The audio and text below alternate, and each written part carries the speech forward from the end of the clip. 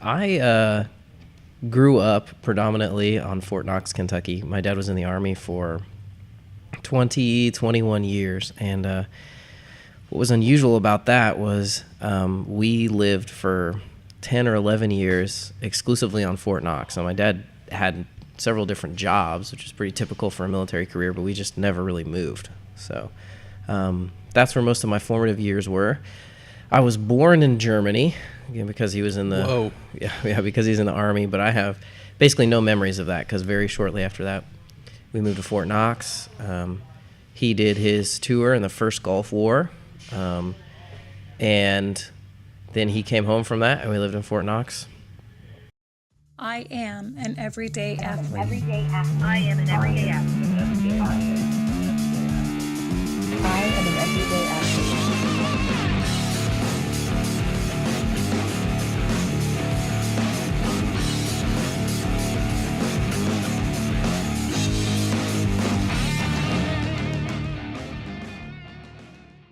Hello, everybody. This is Mark McCain, and you're listening to Everyday Athlete, a podcast devoted to bringing you the amazing stories behind the lives of day-to-day CrossFit athletes like yourself. If you typically listen to this show, you're wondering where Jared is. He has a client. He may wander into the background once or twice. And today we have an esteemed guest, wearer of headbands, international traveler, man of mystery, maybe. I'll throw that in there. 6:30 regular. We just finished up some CrossFit EMOM style training, some Turkish get-ups, some kettlebell action. Day before, what would be 18.2. Can't wait. And that gentleman is Micah Drushal. Hey, thanks for having me. Oh, yeah, man. Excited to be here. A long-time listener, first-time guest. Okay. Wow, yeah. I always forget that people actually listen to these. So thanks for doing this, first of all. Generally, we'll just start out with, tell the people what they want, a little more about yourself. Sure. So I grew up predominantly on Fort Knox, Kentucky. My dad was in the Army for 21 years. And what was unusual about that was we lived for 10 or 11 years exclusively on Fort Knox. So my dad had several different jobs, which is pretty typical for a military career, but we just never really moved. So that's where most of my formative years were. I was born in Germany, again, because he was in the because he's in the Army, but I have basically no memories of that because very shortly after that we moved to Fort Knox. He did his tour in the first Gulf War. And then he came home from that and we lived in Fort Knox. And that's where I grew up. My dad retired from the Army. We moved to a little town just outside Fort Knox in Meade County, Kentucky, and that's where I did high school. And I went to college in central Kentucky at a school called Campbellsville University. Met my wife there. We were married in 2009. And through a series of events, we ended up in northern Kentucky, where she did law school at NKU, and here we are now. I mean, there's been a lot of in-betweens and back and forths. We did a long-distance marriage for about a year while I lived in the Washington, D.C. suburbs, and she stayed here to finish law school. And that's a whole long story on its own. We have time. Okay. Anyway, I don't recommend it. It was very hard. It was lots of traveling back and forth, and we came out of that stronger, but that was definitely a challenging time in our marriage. And we thought and prayed a lot about that. We talked to a lot of people that we respect and love about what was going to be the best way to do that when I had the opportunity to do that. But it was, I don't think I would change anything, but it was really hard because it definitely led to me getting my dream job. It definitely, just the path we're on now, it's clear that I think we had to go through that. So Cool, man. Mm-hmm. Wow. There's a lot to kind of dive into there, man. I don't know where to start. So this is news to me, too. I've known you for, 2 years now, a little more. Yeah. Maybe, a little less. I don't know. Right around there, as we're being serenaded with a downpour here at the Triumph Arena. Yeah. Yeah, man. So maybe a little more about the upbringing. Maybe Mm-hmm. people want to know what is it like to have a military kind of father. Oh, yeah. You know, Okay. you don't have to. That's just a term I'm throwing out there. Yeah. 20 years, and was there a lot more discipline, or Sure. was he gone? Yeah. what percentage. Those are that's good questions. Thanks for bringing that up, because I think often people, if they don't have any experience or any friends or family in the military, they kind of picture like raising kids in uniforms and blowing bugles to wake them up and making them do push-ups and stuff like that. And I think my childhood largely was not like that. Like, I felt like I knew my parents loved me, and I knew that for me, mostly it's like my dad went to the office. Probably 85% of the time, like, he would get up pretty early, he'd go to the office, and he was home like 4 or 5 o'clock. And I remember being a little kid, like running and jumping on him and stuff like that. And I remember he'd wear the uniforms, and they have these like, pins in them with the ranks and stuff like that. And you'd have to be careful, like, where you jumped on them, or like you'd get poked by a little like emblem or something. Need a Band-Aid. Yeah. Anyway, so I mean, largely it was like that. Now there were some things that were unusual. Like he did a tour in Korea. So he just went there for 1 year, and this was in the 90s. So nobody was like worried about North Korea as much as they are now. Right. So it was just like, oh, Dad went to Korea for a year, and so that was a little bit different. I'm sure that was much more dramatic for my mom, who had to like single parent, for a year. And she was working and going to night school and all that stuff through that. But I think, like, for me, I lived in a neighborhood where all the houses looked the same, and pretty much just everybody had the same employer. Right.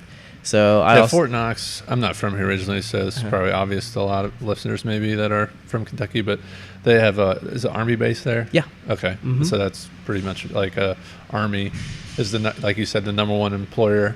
Oh, yeah. Yeah. And then all the kids, was the high school private, or was it a public school? Yeah. So the school I went to was on base, and it was just all kids from military families and stuff. Okay. So everyone also lived on base. Really, if you drove through Fort Knox, like, you'd see military sections and stuff like that, and then you'd see neighborhoods, and it looks like a housing project, because effectively it is. It's a bunch of houses built by the government that look exactly the same. It's different though, than what you might imagine or what the stereotype would be. Sure. Because everybody's employed. And it's a lot, and it's very diverse. There's lots of different families and stuff, and everybody kind of comes from all over. And the Army told you you're gonna go work at Fort Knox for a little while. So I also remember, like, I'd ride my bike all over the place out there, and we would, like every little kid, like, you'd cut through that guy's yard on the corner of the block or whatever like that. Right. And sometimes they'd be like, "Get off my grass!" And our favorite comeback was like, "It's not your grass, it's the government's." Oh, bang. So Mic drop. I don't know how well that What went. did they say to that? Nothing. I mean, usually we were like out of there by then, but that was, They go. by the time you're 11, 12, and you think you're a total Clint smart Eastwood aleck. would come out and get off mine. Yeah. Yeah. Well, that's cool, man. I appreciate that. So then from Fort Knox, you transformed into college, obviously. And you said that was in Central Kentucky. And what did you study, and how was that? Yeah. So I, at Campbellsville University, I bounced around for a while. I think when I started, I was officially like pre-med, because I had done, in high school, I had done a nursing program where I was a certified nursing assistant by the time I graduated high school. And that was a pretty cool experience, and I did like the medical field a lot. I think I still kind of do. Did you ever consider joining the Army? Like, was that something that appealed to you since you were kind of around it all the time? I think I did. I definitely considered it as a career option because I wasn't around it so much. Yeah. And I remember in high school, like, the recruiters would come to the cafeteria or whatever and stuff. Yep. And like, I would talk to those people, but my parents were dead serious about me going to college first. Oh, okay. And then if I wanted a military career, like, that was totally great, and they would support that and stuff. Right. Because my dad enlisted, he didn't go to college, and they just wanted something different for me. Sure. And I would probably agree, in today's economy and stuff, it was probably the right thing. But really, to kind of wrap that up, I considered it, but when I met Corey, it was clear that we were going to get married. It was also clear that, like, a military career would not work for the two of us together. Yeah. So did you meet her like freshman year of college, or? No. So she's a couple years younger than me. I met her when I was a Okay. junior, and Right. she was starting as a freshman. Yeah. Yeah. Preying on this freshman, huh? Yeah. She I'll just say it like this. She came to college with a boyfriend back home, and that didn't last very long. I mean, get one look at that headband and Yeah. boom, I am known for my headbands. you are. I had a little more hair back then, but you accessorize very well. yeah. So you guys meet. So I'm sorry, what did you land on major-wise in college? Oh, yeah, just to wrap that up, I did a major as a mass communication with a cinema television emphasis. Yeah. We'll get into your skill set here in probably a little bit, but you're a master of what you do for sure. Very impressive. So college experience, kind of anything out of the ordinary? Any good stories you might want to share? I don't think there's anything out of the ordinary. So I went to a Christian school, so I did some mission trips. I got the opportunity to travel and meet some different people. So I went to Northern Ireland as a freshman, and that was a really cool experience. That was, for me, it let me see, God moving in a different way, and also begin to experience different cultures. And really, I would say, probably when I was aware, I was like, yeah, I know, like, not everybody's American and they do things differently and stuff. But then to go there and see that the day to day, That perspective, right? yeah, definitely widened my perspective. Because they're not a big like Christianity part of the world, right? Northern Ireland. Well, probably they would say so, but not in the kind of like evangelism sort of thing that is popular in America. I might be getting them confused with some of Brian Miller was telling me a story where they went over there and it was just kind of totally like praying for someone or doing anything like that. Yeah. It is totally like, yeah, like, I would say that would be true in my experience too. But they would say they're Christian because they're either Protestant or Catholic, but in a totally traditional, like, this is what my parents did, kind of thing. So for many of the people that I interacted with, their faith was just something that was kind of handed down to them. Like, also they cheered for a certain soccer team or something. Oh, like right, that. Yeah, right. so.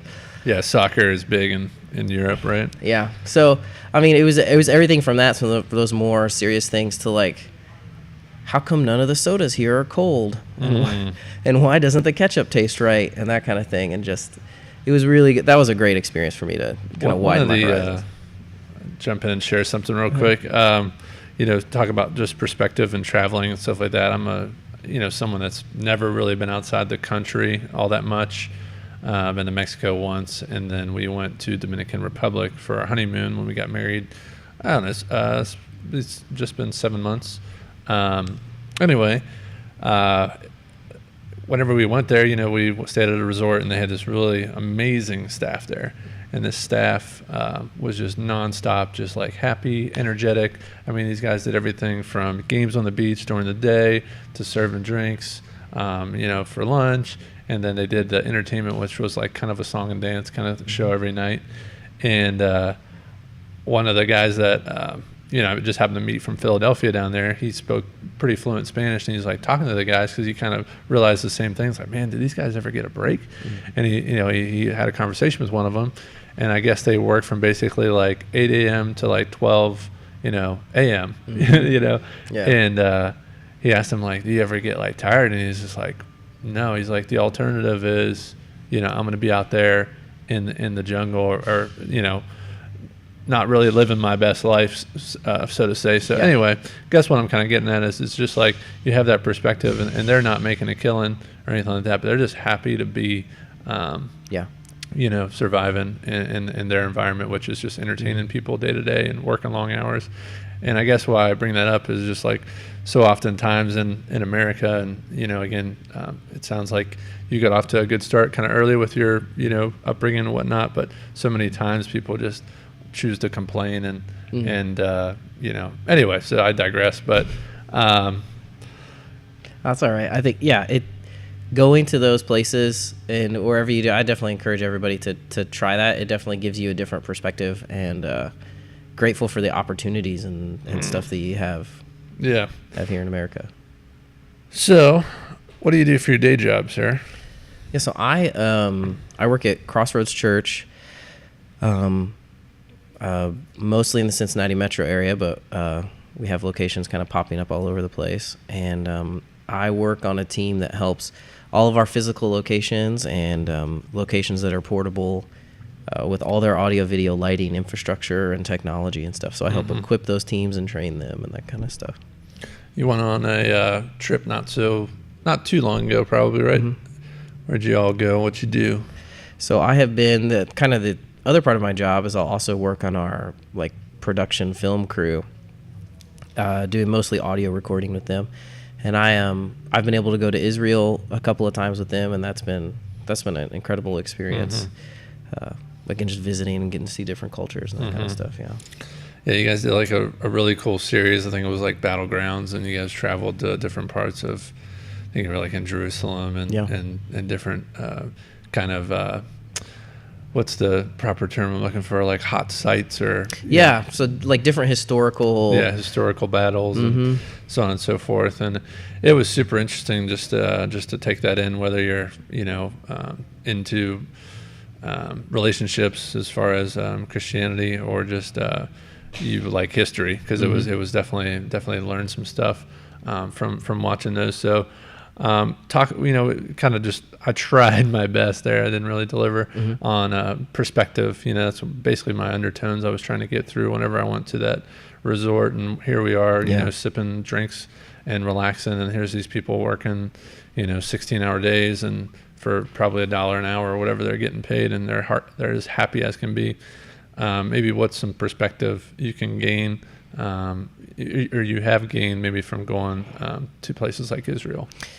I would say going to a place like Israel definitely makes you grateful for the kind of general, I think first the general safety and security there. Like that whole country is a hotspot, and it has a long and varied and often violent history. And the Israel-Palestine conflict, no matter like where you fall on that, when you get down into the like nitty gritty of it, it's fine to talk about, but then you experience it in a different. I remember we stopped at a location once in what's basically a national park, and our crew is out. We're actually waiting on the light to get to the right spot so we can shoot. And a big bus pulls up, and it's a whole tour bus, and a bunch of people start getting out, and then we hear British accents. So we're like, oh, hey, cool, people who speak English. So somebody in our party goes up there and starts talking to them. So it's like, oh, where are you guys from? And they mention like the city they're from and everything. And he's like, oh, so what brings you all to Israel? And the guy just stops and goes, oh, you mean Palestine? Ooh. And we're just like, yeah. So you're visiting the Middle East, and it's like so here we were like a Christian film crew, from the United States, and we had one perspective on where we are and what we were filming, and even like where the border is and stuff. And here was a crew of, a whole group of people from the UK who had a whole different perspective and a different idea about where we were. Right. And it was just interesting to balance that and that kind of thing. So to bring it back to the United States, I'm just like, we're dividing more and more, but it's clear like at an extreme what that's like the day to day. And I don't want to have to live in a place where all the military are always carrying, are dressed for battle and big, huge rifles and stuff like that, because people hate each other so much that they're trying to, hurt each other and blow each other up and that kind of thing. And Israel is a great and beautiful place, but it's sometimes punctuated by these reminders of violence and the history of that country and the dispute there. And I'm very grateful for where we live and that it's peaceful and that we can decide to get along, and we can also disagree on things and the way we feel about things, but we can still come in the gym and sling some barbells and that kind of stuff, and we don't have to hurt each other and that sort of. So I'm definitely grateful for that. Yeah, no, I appreciate that. And that's I was hoping you would kind of take it there, because I feel like a lot of people, that will, and I'm not going to sit here and talk like, guns aren't a part of reason why we're having these mass shootings and so on and so forth. And, but still with all the violence and again, I don't want to open up that can of worms, on this podcast. That's not what we're doing here. But to have the safety and the security of being able to just go out and live your day-to-day lives. By and large, there's certain, pockets of any country that are violent. But I know here in Northern Kentucky, I feel like I can go, crack open a beer and sit out on my deck and not worry about, too much. Mm-hmm. And I don't take that for granted. I think, just starting your day with just that gratitude, just reminding, there's so many good practices out there. And one of the ones lately I've been trying to get on is journaling and just writing things down that I'm grateful for. Mm. And it's not like, oh, I'm grateful I got, the latest iPhone. No, I'm grateful I have a shirt on my back and shoes on my feet. Yeah. Start there. I'm grateful that I just took a breath of air without pain, or so on and so forth. So when you get exposed to, these different cultures and lifestyle, it's a good thing, and hopefully, guess what, guys, if you're here, if you have any amount of dollars in your bank account and you can operate, you probably have a vehicle, you probably have a house, like you're in the 1% richest people in the world. Yeah, for real. So it's a constant humility, gratitude, and it blows my mind, man. And this is a little bit of a rant, but people still complain. Yeah, people still talk about daily complain. Oh, I can't hear what Mark's saying. Yeah, but stop complaining and just honestly just live your best life. And anyway, man. Again, I digress, but speaking of living your best life, you're doing something really interesting, and I would love for you to share as far as your housing situation. Maybe just talk maybe through that. Maybe was it Dave Ramsey that kind of inspired you to do that, or was it okay? Mm-hmm. Yeah, maybe speak to that. Speak some life into that. Yeah. So my wife and I decided recently, we've been looking at just what the future of our life and our family is going to be like. And one of the things that we found that's really important to us is just managing our money in the right way. Mm-hmm. And so our biggest goal for that right now is just to be debt free. And so what that means for us really is no car payments, no mortgage payments, really just no payments of any kind. And so we took some pretty radical steps recently. A couple months ago, we owned a house, and we liked the house fine. It was in a good neighborhood. I know Mark came over a couple times, helped out with some projects and stuff. That's right. A little tree trimming. Yeah. And we liked that house, but it was clear to us it was not going to be our forever house.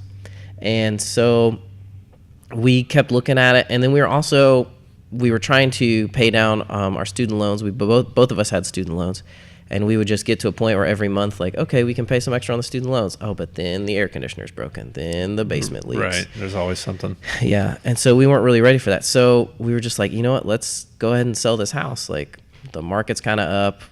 We won't lose any money. Let's go for that. So we sold our house. We listed it. And in that process, we weren't sure exactly where we were going to go. We thought we would move to one area, but then we actually got an opportunity, and we moved into a 1-bedroom basement apartment across the river, which was a difficult mental leap for me to make, but it's the same city. Are you speaking of the Ohio? Yeah. Oh my goodness. I live in the Ohio now. That's so far. So we have drastically cut our living expenses so that we can get ahead and pay off our debt. And so we went from 1,200 square foot or so house with a driveway and a nice big kitchen and stuff to literally about 600 square feet, 4 rooms, like just 4 total rooms, and got rid of so much stuff. And because of that, we should be debt free. We should have all of our student loans paid off sometime this year before the end of the year. So, dang, yeah. So that is amazing. Yeah. So we are embracing a time of discomfort, and it's amazing. Yeah, I'm not saying it's amazing. Like, you're living your best, version of yourself right now, as far as like every day's, sunshine and rainbows. Yeah. But I don't hear you complaining about that. Like, but you understand it. You're like, hey, look, we have this thing, And you had a nice house, nice location. You had a yard. Yeah. You know, private back lot. Yeah. A little fire pit. Yeah, It was I mean, nice. it was nice. And you guys obviously collectively made a big boy decision. And you're like, guess what? We're going to humble ourselves. We're going to go live in 3 times less space, and maybe speak to. You don't have to share all the gritty details of how you're living there rent free, which is he's living rent free, guys. Yeah, He's right living rent free. I'm pretty sure anyone that's listening's got a rent payment, or a mortgage payment. And if you don't, then big on you. Good stuff. I like to put it like this. It doesn't cost anything, but it's not free. Yeah. So we live in the basement of a 16-unit condo building, and we are the building caretakers. So they're condos, so it's not like we're an apartment superintendent. We don't have to do anything inside someone's actual unit, but we shovel snow, we cut the grass, we vacuum and clean up the common areas. Well, did you have like some board meetings or something you were telling me about? Yeah, like, we have to. You have to listen to some drama. Yeah, we have to go to some board meetings and listen to some drama that happens anytime a group of people are living in such close proximity. And so it's a little bit less in the winter, and in the spring it'll be a little bit more in the summer. But my wife and I are splitting 12 to 20 hours a week of additional work to get. And so in exchange for all that, we live in the basement for free. So. Yeah, so Dave Ramsey, I got onto him. And there's people that like him, people that don't. But I think, especially with our generation, how old are you? I'm 33. Yeah, so I'm 32. We were sold the dream of, college, and I graduated college in early 09. Yeah. You're probably 08 or 07. 7, Yeah. A lot of debt, a lot of debt and a lot of compounding interest and so on and so forth. And, I still have some debt, so I'm jealous of your plan of action to a certain extent, but we're definitely getting it under control as well. But I did the whole, went from a new car to a very used car. Yeah. It's a Bentley, but it's a Phantom. It might be an Accord 2000. But anyway, who's judging? But through that was a humbling experience. But Ramsey's big thing is you probably have got $3,000 worth of stuff around your house that you can sell if you really want to. Yeah. So sell your stuff. Live off the essentials. Stop going out so much. He has an envelope system for like groceries and clothes and entertainment. Yeah. And trying to get cheaper rent to get out of debt, and then you don't have this cloud over top of you, and then just putting a time frame together. So you put a plan together, and you guys are executing it. And then one of the things he says too is just you hustle flat out. Maybe not that terminology. So you're hustling. I know you've been doing like some things for so you obviously have your full-time job. You just told us about that. She's got a full-time job, but then you guys are doing extra stuff. Yeah. So what extra stuff are you guys doing? So we're doing extra stuff. We have a friend who owns a catering company, and so that's easy for us because it's like nights, weekends, evening hours, that kind of stuff. So I've done some bartending with them, and Corey has done some like serving and prepping and that kind of stuff, just being on the crew. So they do largely weddings and corporate events and stuff, and they'll just, hey, we need somebody Friday night, come out. So we'll do that's extra stuff. I'm also last season I worked for the Bengals on their production crew. So the Bengals. Yeah. So that, I mean, it's the Bengals. Yeah. I hope next season goes better. But you got to do some pretty cool stuff. You were on like the sidelines. Yeah. So get to be out on the sidelines on a headset and that kind of stuff. And that's that's a ton of fun, and it puts a little bit of extra money onto that debt. And I love Dave Ramsey's principles. I can only listen to the radio show for so long. Yeah, I'm not an active listener. And I know my wife loves it. She's listening to it all the time, and honestly, I got to give her a lot of the credit because she's the one who really keeps us on this train. Because I'll be like, oh, but the new thing, it's like, it's better than the old one, and it's only $50 more. And she's really great about it. She's like, that's not what we're about right now. Yeah, that discipline. One of the sayings is discipline leads to freedom, right? I think we all struggle with that. And, you might have a good blog post at minimum after you're done with this journey, but I would love for you to share that, once it's all done, and just that feeling. And I would love for you guys to call into Dave Ramsey and do the debt-free screen. That's my favorite part whenever they do that. It's inspiring, man. Yeah. Right? I mean, for 100%, there's something that resonates with you, especially, the generation here that's leaving college, I think it's like around $50,000 in debt on average. Yeah. So it's again, with the interest, it generally balloons to way more than that by the time you've paid it off. So very cool. Yeah. Your wife's fantastic woman, and very cool, man. So switching gears a little bit to kind of, CrossFit, or it's something you do. I met Micah at Crossroads Church. I got an email. I went to one of the men camps, a couple-day camping experience with men, like 1,500 of them, but you get a little group. And anyway, I don't always like to share that I'm a business owner, and I don't know why. Like sometimes I feel like people might think I'm trying to push the gym on them or something like that. It's maybe one of my faults. I don't know. But anyway, so we obviously got to know each other over the course of a couple of days. And once the guys found out, like, oh, hey, I run a CrossFit gym, yada yada, they're like, oh man, you should do a go group. And I'm like, I don't know what a go group is. And so anyway, they're like, yeah, email this guy named Micah. And I was like, oh, all right, yeah, I'll email him. And we emailed back and forth a little bit. And honestly, it was years ago. I don't know where it ended up. But, I volunteered there a little bit. So we were setting up, I think it was for like Super Bowl service years ago. And I don't even know if you remember it, but I do pretty vividly.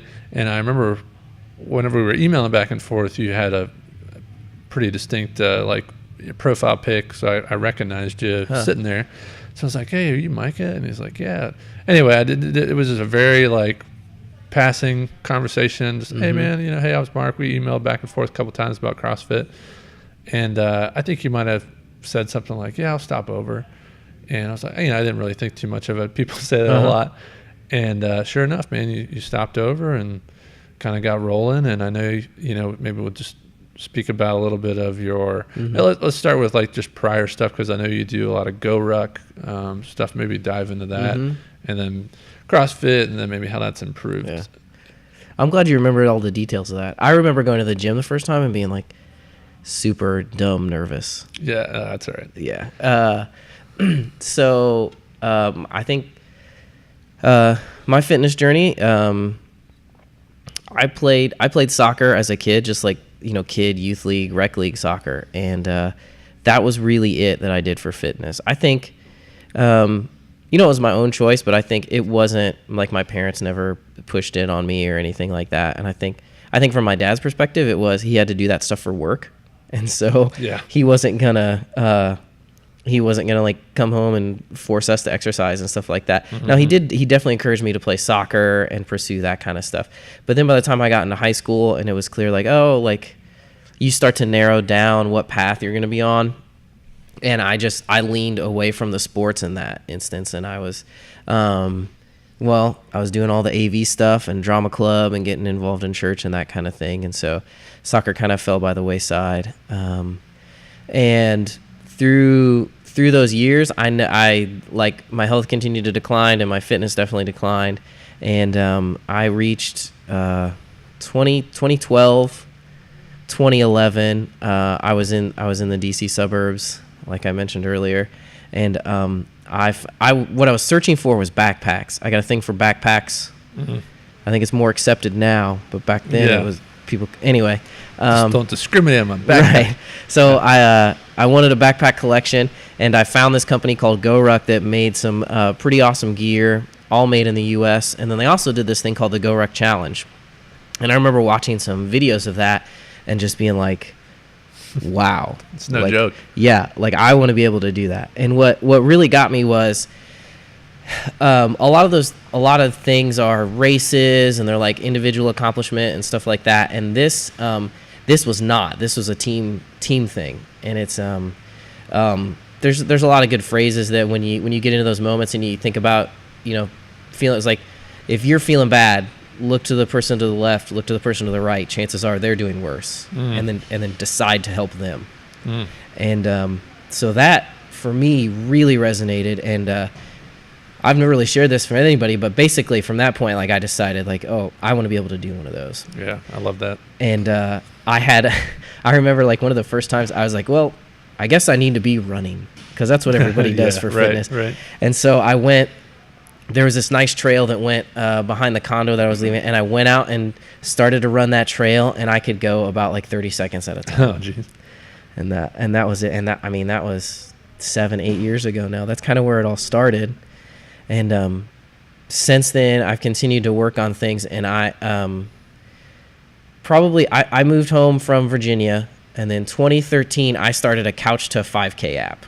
And it was running for 30 seconds at a time. And that was all I had. Yeah. And that was tough. So you'd run for 30 seconds, you'd like rest for a minute, you'd run for another 30 seconds. And I, through that, I was also like praying a lot through that process because I was tired of being, I was tired of being tired all the time and being fat. And I just, Tired of being tired. Yeah. So I did this Couch to 5K app, and I think I remember one of the real keys for me, and I think it was something honestly that God gave to me, was just like, hey, it's okay if you repeat something. So, the app has these things where you're gonna do this and this and this, and then the next day you're gonna do this. And sometimes I get out there and be like, that was a rough day. Like, I'm just gonna do number 5 again. Right. Yeah. And sometimes I do it 2 or 3 times, but I think the point was, and what I celebrated was like, I'm out here and I'm trying more. I'm out here. Mm-hmm. Yeah. There's a lot of truth to that. Yeah. Putting in the work. Yeah. That's the hardest part, Mm-hmm. man. You can obsess, I've said this several times on here. You can obsess and critique and, tweak the perfect plan. If you're not executing it, it's not going to work. Yeah. And you can have the worst plan, but if your execution's on point, it's gonna give you better results. Mm-hmm. So I was kind of maybe laughing a little bit there just because I know where you're at now. Yeah. And it's vulnerable that you're sharing stuff like that. So it's awesome. I think people can definitely relate to that. Whenever I found CrossFit, I was a personal trainer, but all I did was lift weights nonstop. So I was pretty strong. But I remember the first time we did like a 400-meter run, I was like, "Whew, man, I'm out of breath. Like this is really, that wasn't fun." Yeah. And I'm a certified personal trainer because I took some online tests, and whatever. Anyway. Yeah. So Go Ruck. Yeah. What's the duration of those races? How long are they? So, they vary? Are they all different? Yeah. So not races, team events. I'm sorry, team events. Team events. My bad. That's okay. It's big. I'm not a racer, right? Yeah, I get you. You don't just do it to get the little medal at the end? So, sometimes. No, so the Go Ruck Challenge is the original flavor. That's a 12-hour event. It happens overnight, and you do... You said 12 hours? Yeah, 12 hours. So typically like 9 p.m. to 9 a.m. Sometimes they go longer. It's 12 hours, 15 to 20 miles you'll cover. Depending on your body weight, you'll carry about 40 pounds on your back the entire time.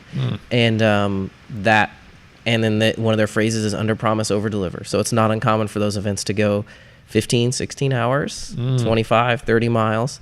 And it's about getting in the dirt and embracing the suck. So every Go Ruck event is led by a former Special Forces cadre. And another one of their missions is bridging the military and the civilian worlds, and giving veterans a voice to share their experiences and civilians connect more with the military lifestyle, and just get a little glimpse of particularly what Special Forces soldiers go through in their training and their missions and that kind of thing.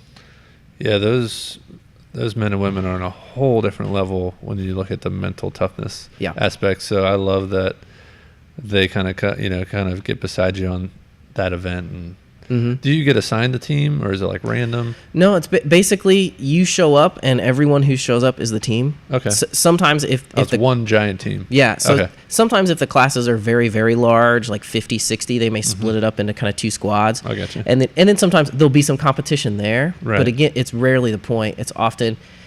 It's not stress that... Right. You need to win. Yeah. It's just... the whole goal for everyone is completing the event and making it to the finish. Okay. And there's never like, you got first place. Right. Right. Like you can look around often and you'll know the person who was the strongest. You'll know the person who struggled the most. But like everybody celebrates everyone completing the event. And the whole idea. And I've seen, like I've been in events where, I mean, you know, it's about getting uncomfortable. So let's say, okay, everybody, like get in the fountains, get ready to do some push-ups under the water and that kind of stuff. And then I've seen people just like clam up and be like, I can't go in the water. I'm not going in the water. And like a whole bunch of the team will get around them and be like, come on, man, we're all going to go do this together. Like, let's do this. Get your gear on. Let's get in there. It's only going to be temporary. We'll get plenty hot and sweaty later to dry off. And, yeah, they're incredible events. I love doing them. I just to go back a little bit, I started Couch to 5K after a while and just giving myself a lot of grace. I was doing 5K, and then then the app had like a 5K to 10K, so then I did a 10K. And then I remember going out one morning, and I had done like 7 miles. I remember I listened to a podcast and I did the whole thing, and I was like really far away from my house. I listened to the whole podcast and I like stopped and I was like, holy crap. Like PR. I just ran 7.5 miles. What just happened? And like my pace wasn't any sort of Olympic thing or anything like that, but I ran nonstop for, 7.5 miles. Yeah. And I remember texting my friends and just being like, that was a huge accomplishment. Oh yeah, man. So there's something to be said whenever you realize like, everyone puts limitations on themselves. Yeah. And then whenever you break through those in that moment, it's just, you're like, man, now like my ceiling's even higher, and that's what I look at whenever you said like, oh man, these people are freezing up, and then we rally around them and we do it together. And I feel like that's kind of a microcosm of that is what we do daily here with CrossFit, is it's kind of segue into that. So many people are just scared.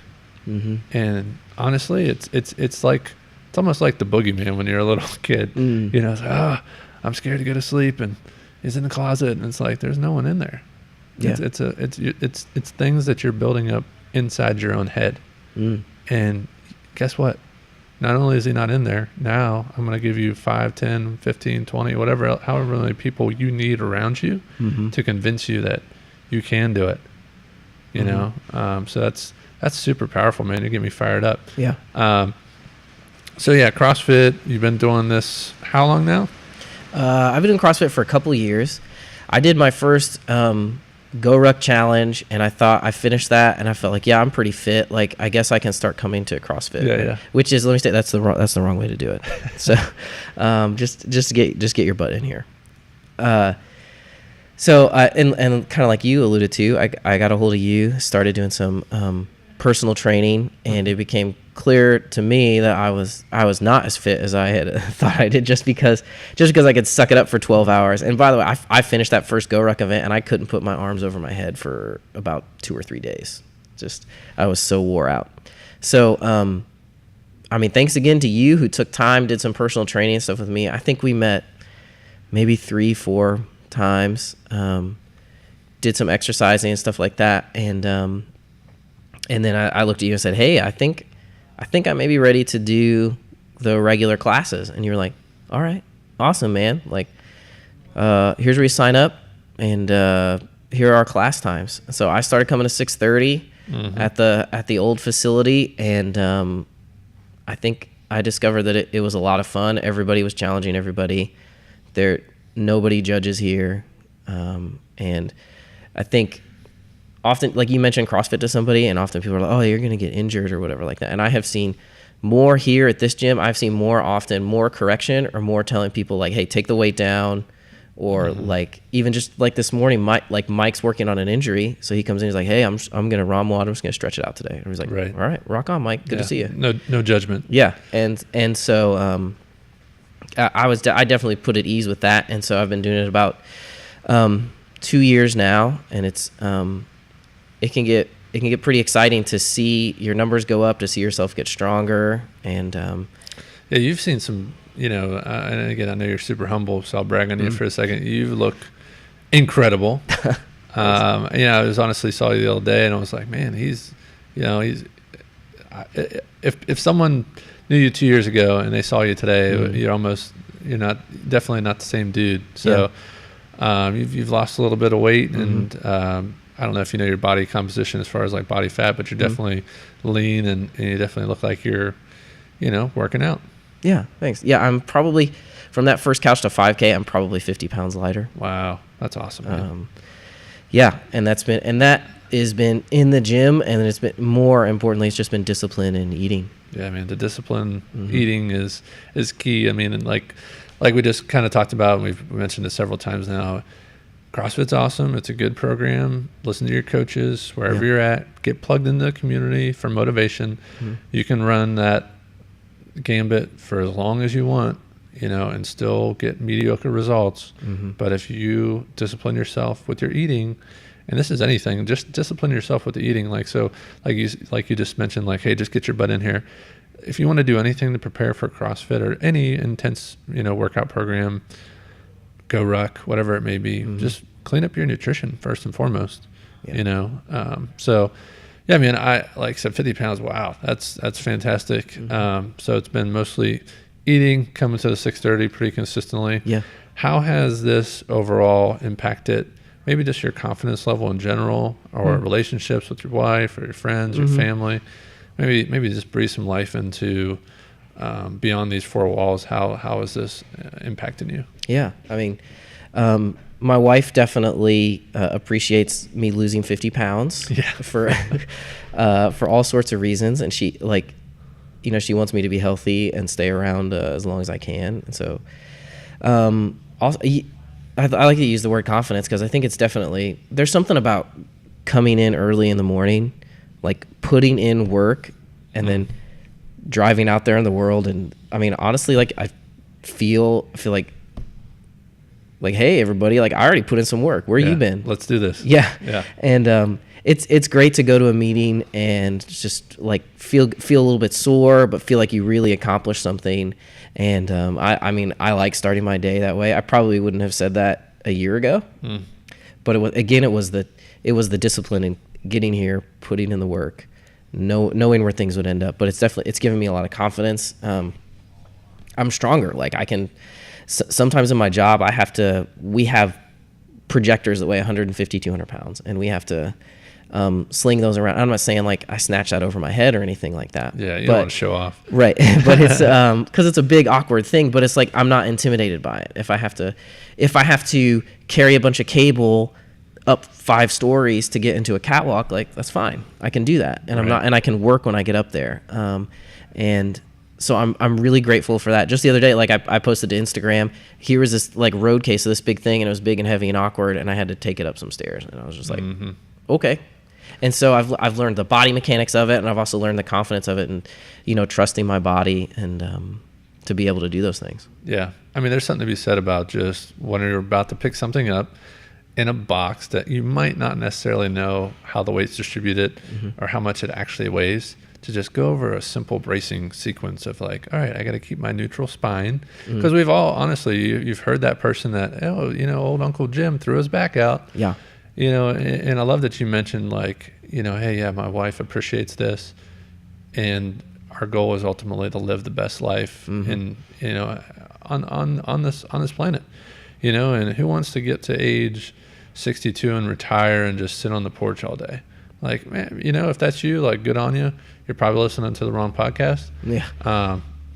But I want to still thrive. Like I want to be able to get out there and go hiking and do things and be active and use my body, as much as I can, as opposed to, like I said, just laying up and feeling tired all day and, eating pizza. Yeah. So that's really cool, man. We'll kind of round it up. It's been definitely good to have you on. Yeah. If you kind of know what's coming next if you've been a listener. We like to end every show with what is your definition of fitness? Yeah, I've been thinking a lot about this one. So I think my definition of fitness is being ready to help other people at any time in any way. And that is physical strength, it's mental strength and fitness, and it's spiritual strength and fitness as well. Just to be strong enough to take care of yourself, and then to also be ready to help other people when they need it. That's good stuff. Micah Drushal, thank you very much, sir. Yeah, thank you for having me. Thank you for listening to Everyday Athlete. Join us next week as we dive deep into the lives of the people who make us great. Thanks, sir. You're welcome.